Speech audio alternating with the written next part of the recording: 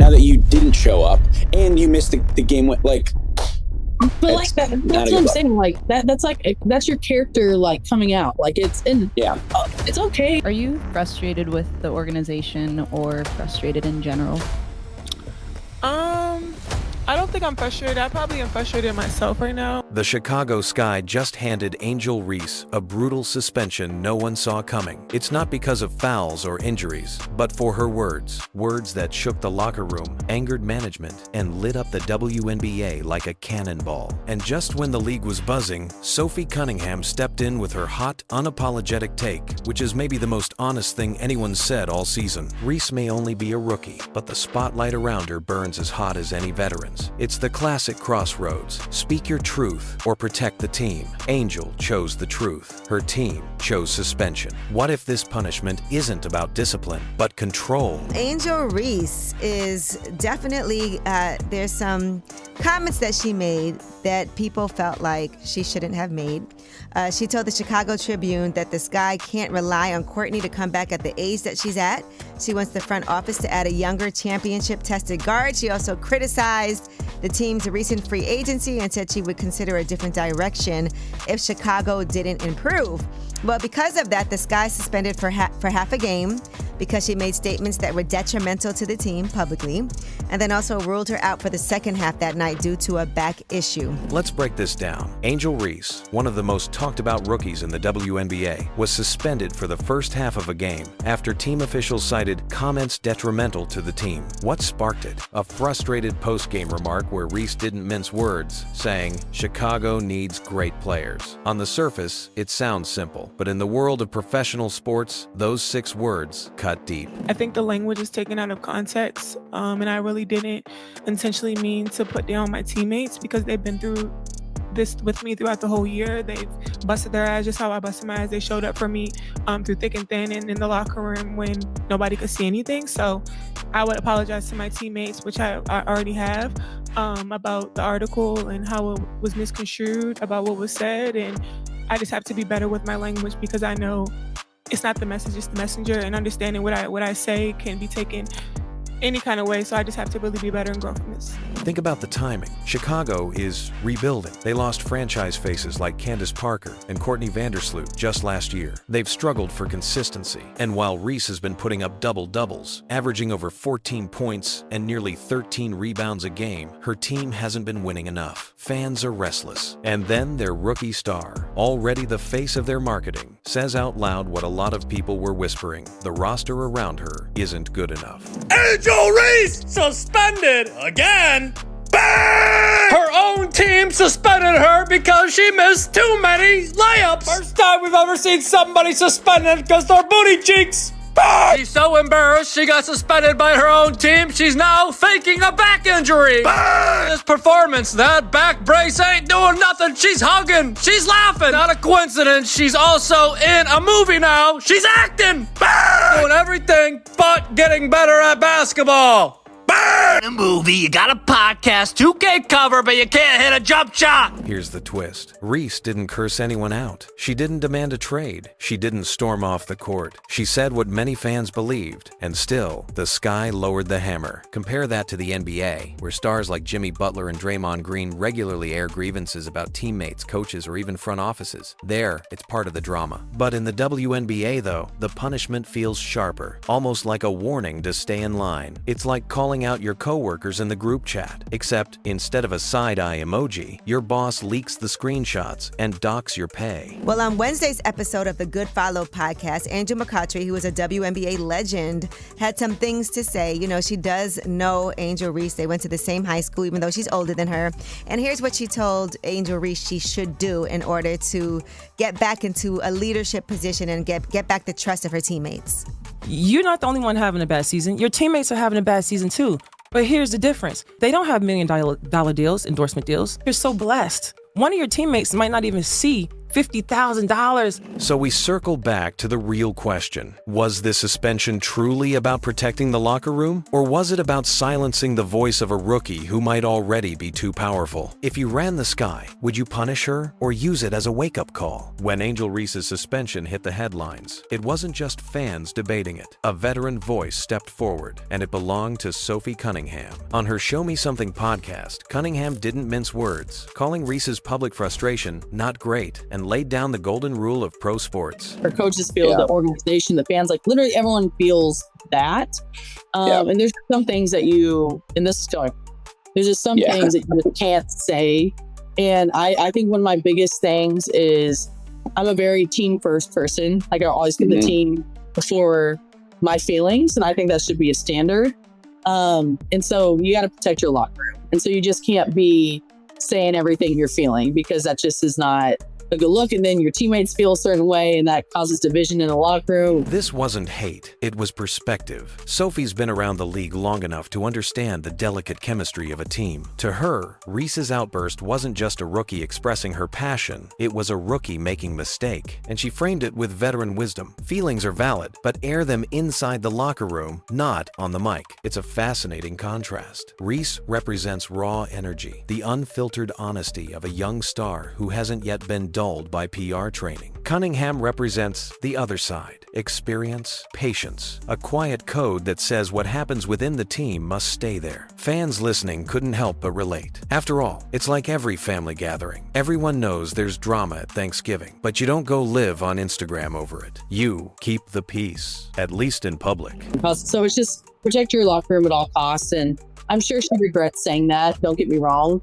But man, there's just some things that everyone probably knows, but you just can't say. You got to let the front office. You can have those conversations behind closed doors, but to say it in media, is kind of brutal, I think. Yeah, and I guess this is fine or fined, but she got suspended, so they kind of answered it. Us. If anyone does that, you should get fined. So. But Cunningham's words also carried weight because she herself has lived through tough locker rooms. She's clashed, she's competed, and she knows how fast public words can fracture private trust. Her reaction wasn't an attack on Reese, it was a reminder that basketball culture has its unwritten rules, and breaking them has consequences. Now, the bigger question remains, is Cunningham right that silence protects the team? Or is Reese right that honesty forces change? Type veteran if you stand with Sophie, or Tyro if you feel Angel is right to let the world know. What do you think about that? She's a vet. I hear you, but I also think that money is a superficial fix. It's not like fixing the problem. It's just like paying you off type of thing. I get it, but sometimes people can be like, okay, if you want to apologize, that's how people always apologize. Here's some money, here's some gifts as a step towards somebody. I mean, I don't know that that's a fix it, because you can't just do that and then nothing else after that. It has to be incorporated into Now here's why Reese's words cut so deeply. She isn't some bench player grumbling for minutes. She's been one of the most productive rookies the WNBA has seen in years. In fact, this season she's averaging 14.7 points, 12.6 rebounds, 3.7 assists, and 1.5 steals per game, along with a staggering 23 double-doubles. Those numbers don't just lead rookies, they put her among the league's top rebounders overall. Individually, she's shining. Collectively, the Chicago Sky are struggling. For the second year in a row, the team missed the playoffs, despite Reese's star-level production. Fans see it too. She's delivering everything asked of her, but the wins just aren't coming. That tension is what gave her post-game comment that the Sky has, to get good players, so much sting. She wasn't swearing, quitting, or walking away. She was saying out loud what many already believed. The roster around her simply isn't enough. Damn. Should I get fined for hyping my teammates up and talking about other players around the league of them getting fouled? But man, true. It's a lot worse. Cav, can we hop in to tell me something? Gladly accept your invite. All right. With that being said, then here's Lance.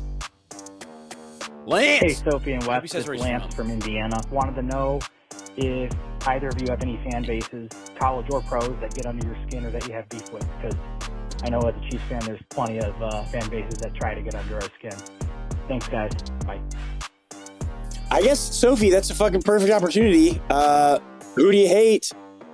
fuck Kansas, baby, dude. That was the most. Okay, first of all, we start off really damn slow, and I was like, all right, boys. I'm like, what are we doing? Throw the damn ball. Here's the paradox. Reese is playing like a cornerstone, but she's forced into the role of veteran leader before she's even out of her rookie shoes. And the weight of that responsibility is visible. You can almost hear the exhaustion in her voice. The frustration makes sense if you've ever carried a team project at work or school, doing your part perfectly while watching others drop the ball. Only this time, the stakes are millions of dollars, television ratings, and a franchise desperate for direction. Inside the Chicago Sky locker room, the tension is thicker than any stat sheet can show. Angel Reese's words didn't just echo through post-game press conferences. They landed right in the middle of her teammates' space. Some may quietly nod in agreement, thinking she voiced what they could not. Others may feel blindsided, even betrayed, by the idea that their rookie teammate just called them out in public. That kind of fracture lingers long after the microphones are turned off. I just want to apologize because the truth is she is making more money than everybody else. Yeah, that's a fact.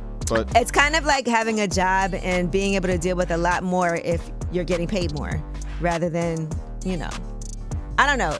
It was just a suggestion that Angel McCoughtry had. I don't know if that's a fix because it feels like it's a lot deeper than that.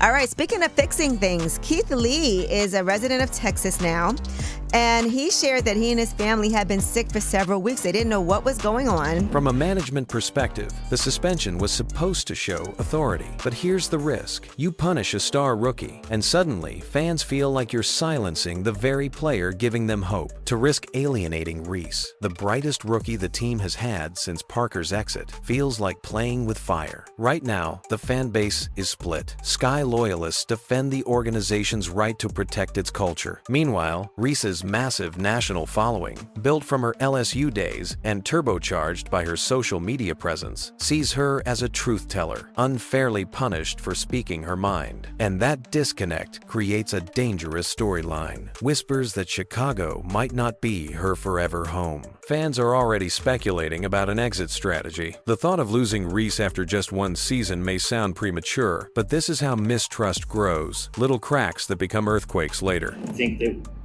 Angel has shown a commitment to wanting to be here. I think that we as an organization continue to show a commitment that we want people that want to be here, and that we're, developing laying a foundation here, that we want to be sustainable, where we're able to, be a premier destination for.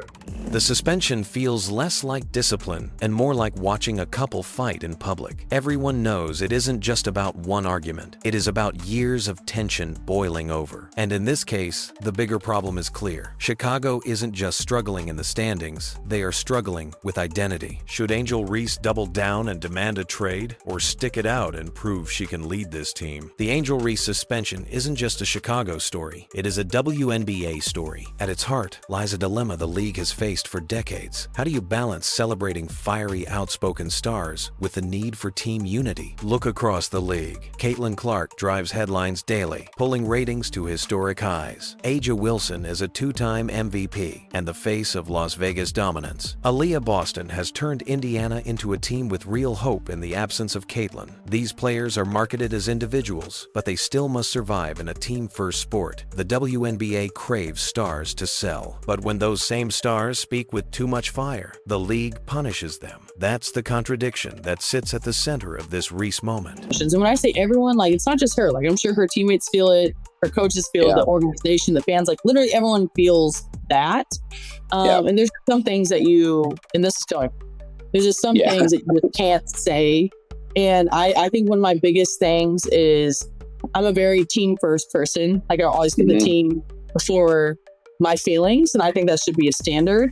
And so you got to protect your locker room. And so you just can't be saying everything you're feeling, because that just is not. Sophie Cunningham's critique that Reese should protect the locker room echoes on an even larger scale. Too many rookies are asked to become saviors right away. They are handed the role of leader, spokesperson, and franchise cornerstone before they even find their footing as professionals. It is like hiring someone at a startup and naming them CEO on their first day. The emotional punch is this: Reese's suspension is not just about discipline. It is a warning shot about how fragile fragile the relationship between stars and their teams really island. If the league wants to keep growing, it must decide whether it celebrates outspoken players or demands they fall in line. Both paths have consequences. If there's anything to go by, it's the fact that Reese isn't just a rookie anymore. Her words carry league-wide consequences. Will this be the turning point that hardens her into a leader, or the first crack in a career filled with battles?